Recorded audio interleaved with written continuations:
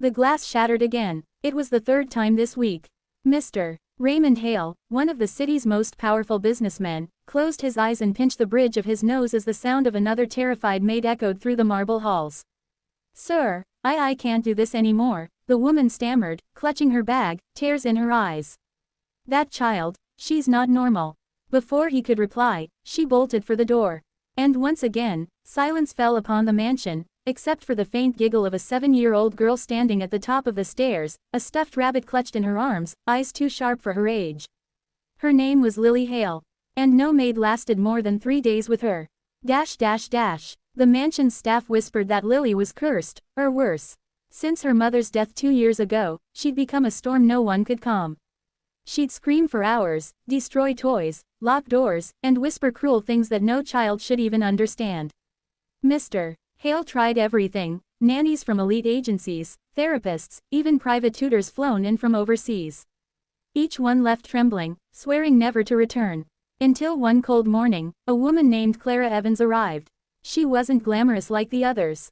No polished accent, no designer heels. Just a soft smile, a simple dress, and eyes that carried a quiet strength, the kind that comes from surviving life's harder edges.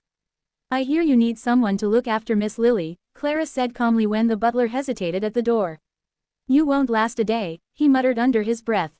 The first meeting didn't go well. Lily sat on the floor, building towers out of porcelain cups, expensive, fragile, clearly chosen to make Clara nervous. "You're not going to tell me to stop?" Lily asked, her voice oddly steady for a child. Clara crouched beside her. "Why would I? You're being very careful." Lily blinked. No adult had ever said that. Usually, they shouted before she even touched anything. The tower wobbled. One cup fell and shattered. Lily froze, waiting for the scream. Instead, Clara just sighed gently. "Looks like one didn't want to stay."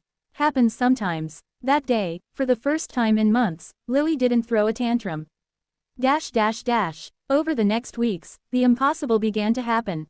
Clara didn't discipline Lily like others. She didn't raise her voice or bribe her with gifts. Instead, she listened. When Lily screamed, Clara waited until she was done, then handed her a tissue. When Lily broke something, Clara helped her clean it. When Lily stayed silent, Clara sat beside her in silence too. One afternoon, Clara found Lily sitting by her bedroom window, staring at the rain. "Do you miss her?" Clara asked softly. Lily's tiny hands gripped her rabbit. "Who? Your mom." The little girl's lips trembled, but she said nothing. Then, almost whispering, she said she'd never leave. But she did. Clara's eyes glistened. Sometimes love doesn't leave. Sometimes it just changes where it lives. Lily turned, confused. "Where does it go then?" "Into you," Clara said, placing a gentle hand on her chest. "And sometimes, into people who come to help you find it again." Mr. Hale noticed the change before he even understood it. Laughter began returning to the halls, soft, hesitant, but real. Lily started drawing again. She stopped locking herself in her room. Once, she even ran up to her father to show him a painting she'd made of Mom, Daddy, me, and Clara. The sight almost broke him. That night, Mr. Hale found Clara in the kitchen washing dishes. "I don't know what you're doing," he said quietly, "but, thank you." Clara smiled. She just needed someone who wasn't afraid of her pain. But peace didn't come without challenges. One evening, a reporter cornered Clara. Outside the mansion, snapping photos, shouting questions. Rumors had started that the mysterious maid was manipulating the millionaire, angling for a fortune. The next morning, Mr. Hale's business partners urged him to fire her, claiming it was for his reputation. Clara overheard. Her heart sank, but she didn't plead. Instead, she packed her small bag, ready to leave quietly. That's when Lily ran into the hall, clutching Clara's hand. "Don't go," she cried, tears streaking her cheeks. "You promised love doesn't leave." Mr. Hale froze. Something in that moment shattered the walls around his heart. He knelt, taking his daughter in his arms. "She's not leaving, sweetheart.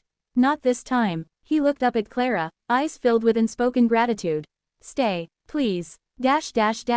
Months passed. Under Clara's care, Lily bloomed like a flower after a long storm. She smiled more, laughed freely, and began sleeping through the night without nightmares. One evening, Lily handed Clara a small box wrapped in blue ribbon. Inside was a crayon drawing. Clara holding her hand, the sun shining overhead. "It's us," Lily said proudly. "You're my family now too." Tears filled Clara's eyes. "That's the best gift I've ever gotten." Mr. Hale, standing quietly behind them, finally spoke. "You've done what no one else could, Clara. You brought my daughter back, and maybe, you brought me back too." Their eyes met, warm, genuine, and filled with something neither had expected to find again, hope. Months later, when people passed by the Hale mansion, they no longer whispered about curses or chaos.